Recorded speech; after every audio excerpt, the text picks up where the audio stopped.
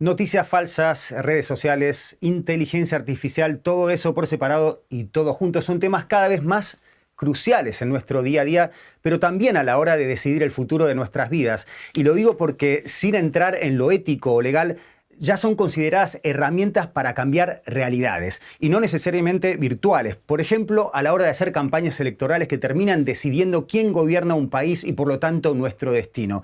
Esa especie de vale todo para conseguir el éxito, ¿tiene límites? Es una de las tantas preguntas que nos hacemos hoy y tenemos el gran placer de compartir pantalla con Santiago Vilínquez en busca de esas respuestas. Él es tecnólogo, divulgador científico, emprendedor, autor de varios libros sobre tecnología e inteligencia artificial y muchas cosas más que harían de esta presentación algo eterno. Santiago Vilínquez, bienvenido a la entrevista en DW. Soy Leandro Fest. Muchas gracias por cedernos tu tiempo. Muchas gracias, Leandro. Para mí es un gusto enorme y un honor conversar contigo.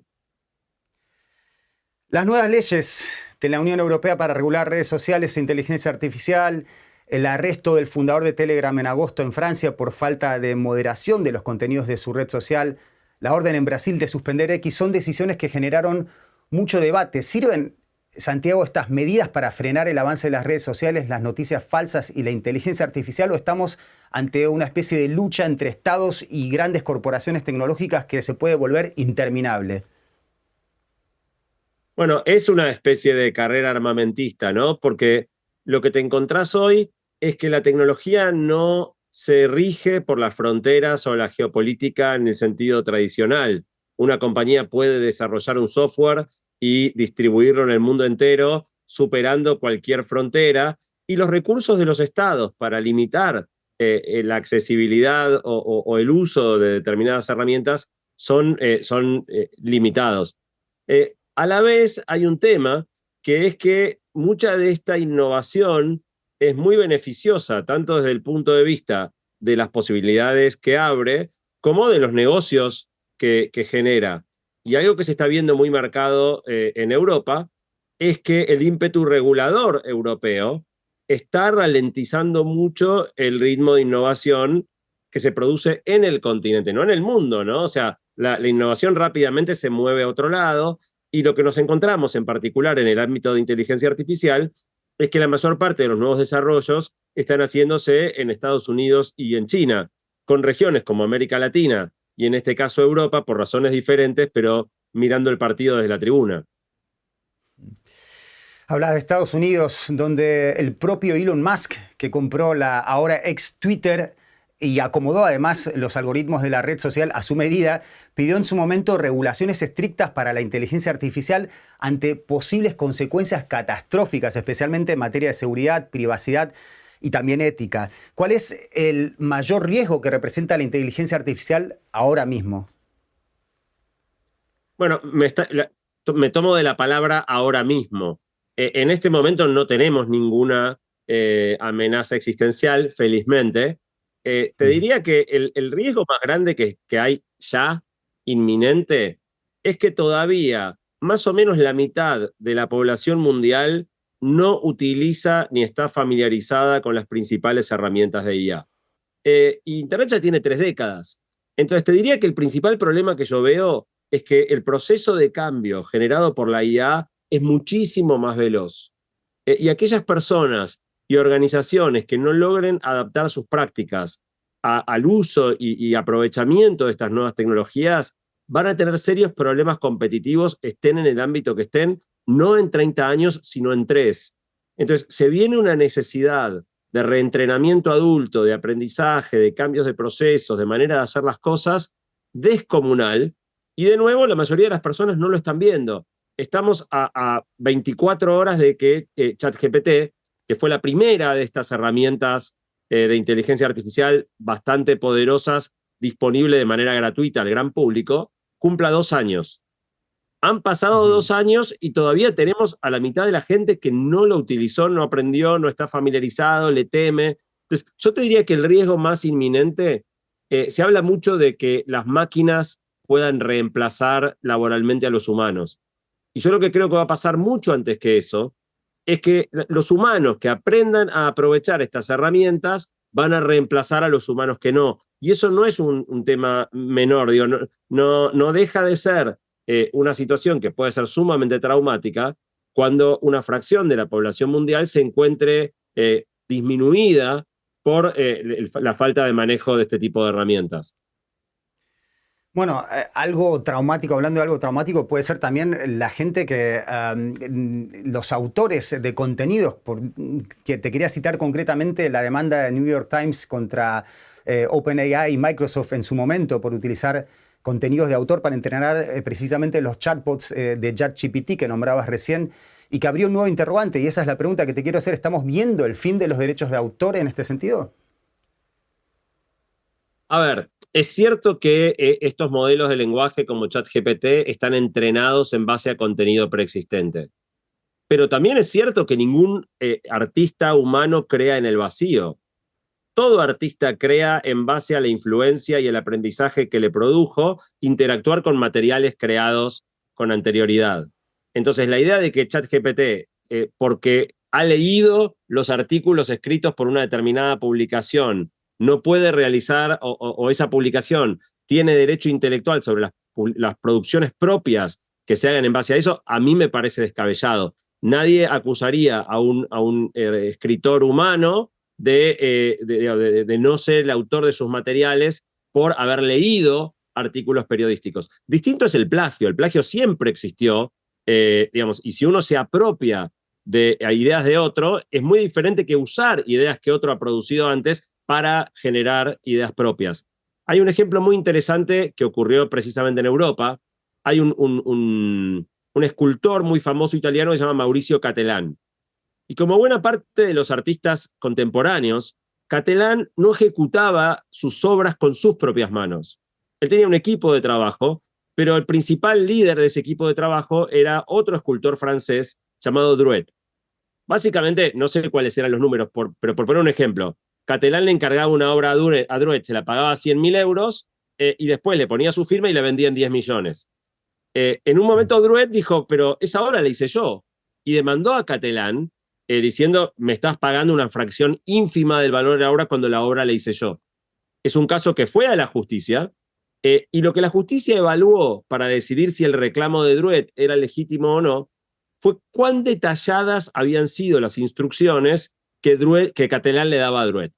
Si las instrucciones hubieran sido muy genéricas, quiero una estatua de un delfín, y todas las decisiones que había que tomar para llevar adelante esa obra eran tomadas por Druet, la obra era de Druet.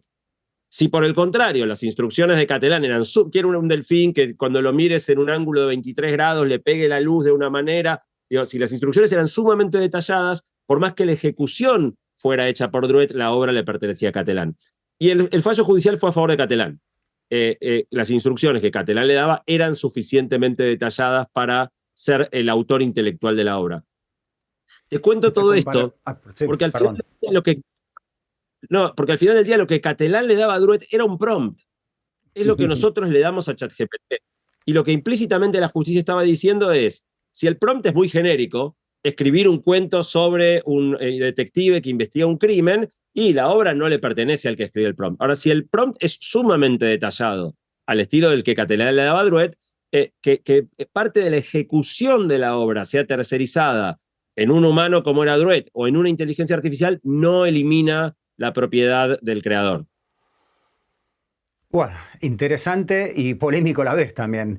En una entrevista reciente, Santiago, te escuché hablar sobre las redes sociales, que están mutando a redes insociales. ¿Estamos, se puede decir, cada vez más conectados o más aislados y presos de los algoritmos? Bueno, seguramente recordarás que cuando las redes sociales recién aparecieron, básicamente lo que hacían era llevar al mundo online lo que era nuestro grafo social, ponernos en contacto con nuestros ex compañeros de la primaria, de la secundaria, con la tía Josefina, nuestros primos. Y entonces uno estaba más al tanto de las novedades de las personas importantes en tu vida. Esto duró por algunos años, hasta que en algún momento TikTok metió una innovación que cambió por completo la naturaleza de las redes. Hasta ese momento, uno veía contenido de aquellas personas a las que seguías. Y entonces, si bien el algoritmo intervenía en elegir, bueno, de todo lo que produjeron tus seres queridos, ¿qué te muestro?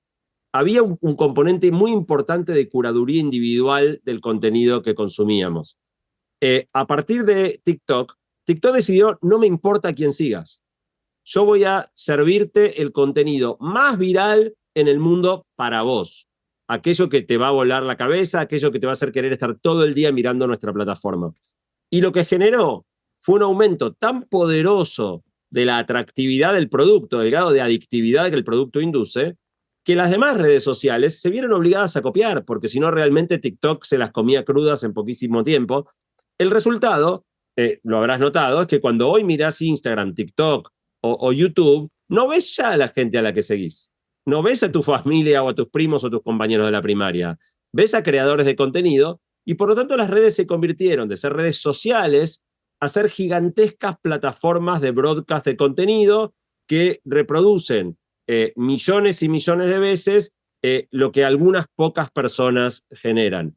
Esto cambió por completo la naturaleza de las redes, pero también las volvió tremendamente más adictivas. Y uno de los grandes desafíos que tenemos como usuarios es no quedar atrapados en esta obsesión de pasarnos cada minuto libre, cada vez que paramos en un semáforo, la sala de espera en un médico, viajando en transporte público, totalmente capturados por videos de entretenimiento relativamente vacíos que capturan gran parte de nuestro tiempo.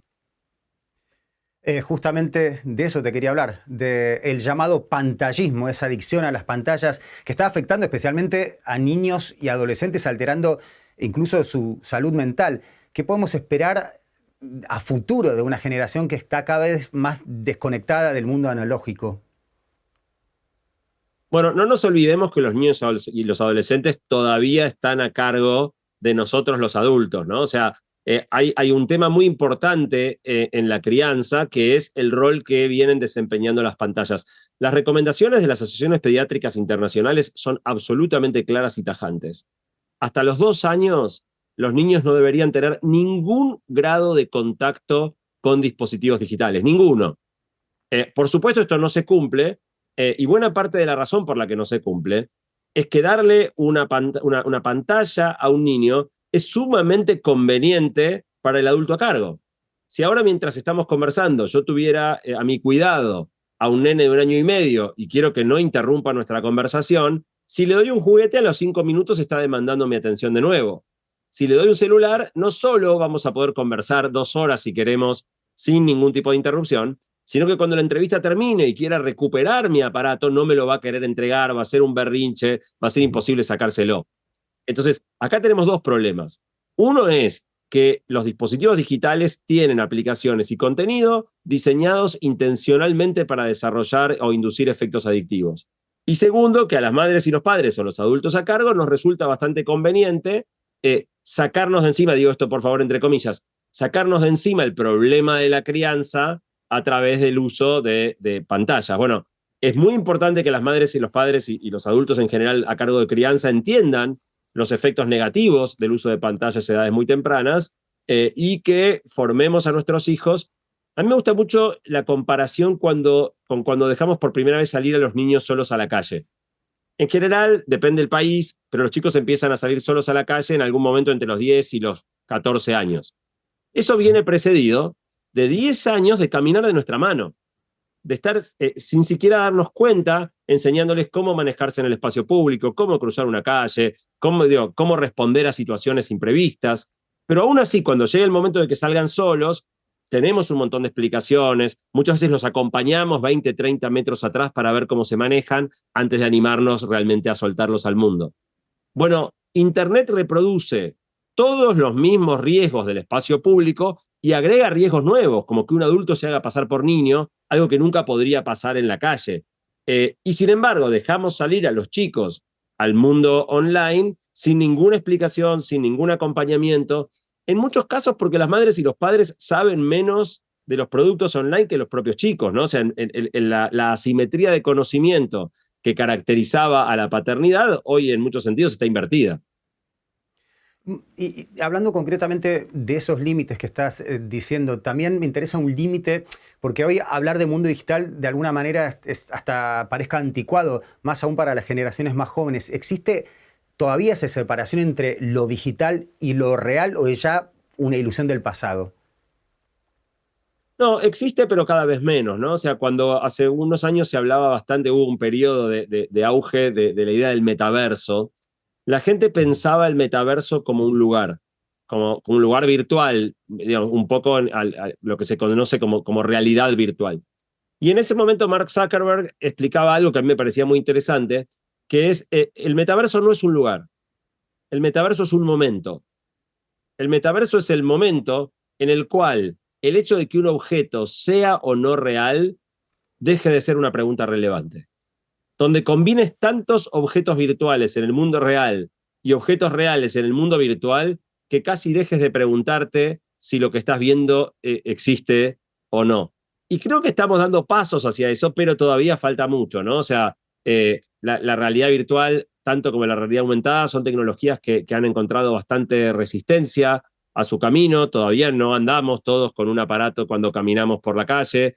De manera que todavía el mundo real y el mundo virtual aparecen razonablemente escindidos. Lo que empezamos a ver es la posibilidad a través de inteligencia artificial de crear imágenes o videos tremendamente realistas. Y ahí, de nuevo, dentro del mundo que es digital, porque un video no es una persona, es una imagen de una persona, pero sí podemos llevar hoy fácilmente a alguien a la incertidumbre absoluta respecto de si algo que estás viendo en una foto, en un video, escuchando un audio, es real o no, fue dicho, hecho por la persona que en teoría aparece en esa imagen. Bueno, yo me alegro que todavía falte un trecho para que todavía tengamos algo del mundo real. Desde el lanzamiento de ChatGPT se habla de alcanzar lo que se llama la inteligencia artificial general, que es decir, algo capaz de igualar o superar a los humanos. Sin embargo, tras grandes inversiones parece que el progreso se está un poco desacelerando en los últimos tiempos. ¿Crees que este boom de la inteligencia artificial podría desinflarse o esto recién empieza? No, esto recién empieza. O sea, no existe ninguna tecnología en toda la historia de la humanidad que haya hecho los progresos que la IA hizo en los últimos 2 años. No hay precedentes. Entonces, me resulta divertido porque aparece mucha gente especulando con que no, que se está frenando. Arrancamos andando a 2.000 kilómetros por hora y ahora estamos empezando a ir a 1980. Sí, es cierto, es un poco más lento que ayer, pero sigue siendo una velocidad de avance sin precedente. Lo que sí es un punto es que llegar a inteligencia artificial general va a requerir más que simplemente escalar los modelos de lenguaje que estamos usando actualmente. Y entonces hay ciertas piezas del rompecabezas de una inteligencia superior a la humana que todavía no conocemos. Entonces, llegar ahí va a requerir, aparte de seguir mejorando estos modelos, algunos descubrimientos más. ¿Y cuándo van a ocurrir? Nadie lo sabe. O sea, pueden llegar muy rápido, como puede que en algún momento se empiece a agotar la posibilidad de mejora por los mecanismos actuales y estemos a la espera de ese próximo salto. Te diría que ni siquiera sabemos cuáles son todas las piezas que nos faltan. Pero si digamos, cómo hemos ido resolviendo los problemas hasta acá, digamos, estamos hablando de algo que seguramente ocurra en algún momento de la próxima década. Nos faltan 100 años, tampoco seguramente sea algo que suceda en 2025.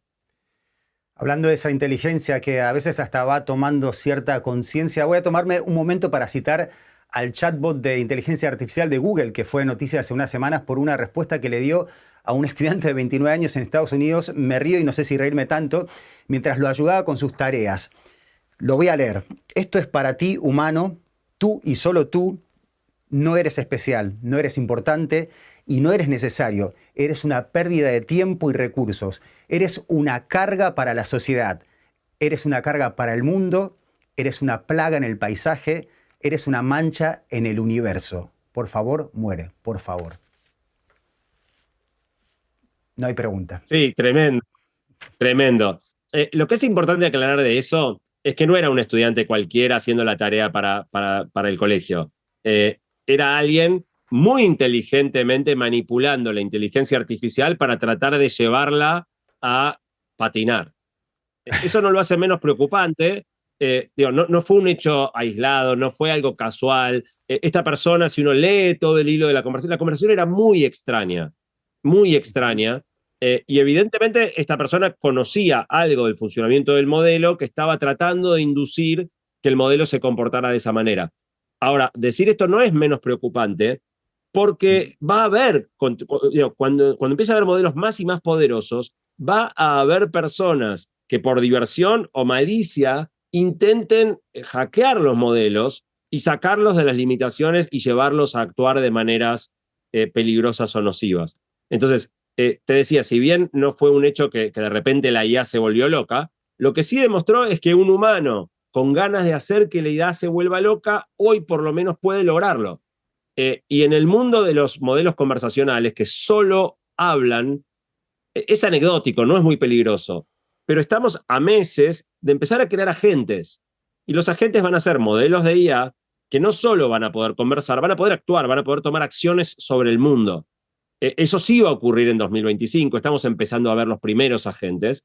Y entonces cuando tengas agentes que pueden operar sobre el mundo, hacer transacciones financieras, tomar decisiones en diferentes ámbitos, y tengan el tipo de vulnerabilidad que pueda llevar a que una persona los fuerce a tomar malas decisiones, estamos entrando en un terreno peligroso. Bueno, es lo que pasa cuando se provoca al chatbot, ¿no? Pero bueno, Sí, ahora no es tan fácil hacerlo, ¿eh? Ni vos ni yo lograríamos que la IA reaccione de esa manera, pero sí gente que conoce el funcionamiento de estos modelos puede sacarlos de quicio, por ponerle una metáfora humana, ¿no? Puede hacerlos hacer cosas que los modelos tienen explícitamente bloqueado hacer. Santiago, vamos cerrando un poco esta entrevista con un sabor un poco más optimista. En términos de impacto positivo, ¿cuál crees que es el avance más prometedor de la inteligencia artificial en 2024 y qué sector podría beneficiarse más? Yo soy profundamente optimista a corto plazo. En tu primera pregunta es cambios ahora, y la verdad es que en el momento que las personas empiecen a aprovechar las herramientas que están disponibles hoy, vamos a tener una enorme ganancia en calidad de nuestras producciones humanas y en productividad. Y ese efecto está al alcance de la mano y solo falta que más personas y más compañías empiecen a replantear su manera de operar para aprovechar las tecnologías disponibles. Con lo cual yo creo que el 2025 va a ser un año mayoritariamente de efectos positivos, con, si se quiere, el problema en el horizonte para un poco más adelante, que es que obviamente un aumento fuerte de la productividad humana en algún momento hace que podamos producir lo mismo que estamos haciendo hoy con menos empleos o menos personas empleadas, ¿no? Y ese, si se quiere, es quizá el nubarrón que asoma en el horizonte, que es en qué momento las ganancias de productividad que la IA genere nos desencadenen una crisis de empleo y nos obliguen a ir por alguno de los caminos que se vienen discutiendo, en particular bastante en Europa, que tengan que ver o con acortamiento de la jornada laboral o con algún tipo de sistema de ingreso universal que garantice el acceso a los bienes materiales básicos para aquellas personas que quizás queden excluidas del mercado de trabajo. Y en ese sentido, ¿vos qué crees qué habilidades humanas se pueden volver más valiosas en este mundo donde la inteligencia artificial asume cada vez tareas más complejas? A ver, si quisieras ser estrella de rock, yo te diría que aprendas a cantar y a tocar la guitarra. Y en el mundo en el que estamos, casi para cualquier cosa que hagas en adelante, va a ser crucial que sepas tocar la inteligencia artificial, que sepas usarla para lograr mejor, más rápido, aquellos fines que te propongas. O sea, definitivamente la habilidad más importante para los próximos 2 o 3 años va a ser conocer y aprovechar y sacarle provecho a estos modelos. Por eso a mí me resulta tan frustrante que 2 años después del lanzamiento, y siendo que buena parte de estas herramientas tienen acceso gratuito, todavía quede tanta gente que no las utiliza, no las conoce. Última pregunta para despedirnos, Santiago. ¿Qué es lo que crees que nunca podrá hacer una inteligencia artificial sin importar cuán avanzada sea? No, no hay nada. No hay nada. O sea, la palabra clave en esto es emulación. No hay nada de lo humano que una máquina no pueda emular. Y ahí lo que nos queda, volviendo un poco a lo que fue la discusión de los derechos de autor, es en qué medida una emulación tiene o no el valor de la cosa misma del original. Ahora, que las máquinas van a poder actuar como si sintieran, inducir en nosotros sentimientos, componer poesías que nos hagan llorar, o digo, cualquier cosa que quieras poner como el pináculo del logro de la ingenuidad o la creatividad humana, las máquinas van a poder hacerlo. Algo que estamos descubriendo es que no somos quizá tan especiales como creíamos y que todo lo que los humanos hacemos puede ser hecho también por una inteligencia no humana. Santiago Bilinkis, tecnólogo, divulgador, científico y muchísimas cosas más. Muchas gracias por tu tiempo y un saludo analógico, digital, como quieras.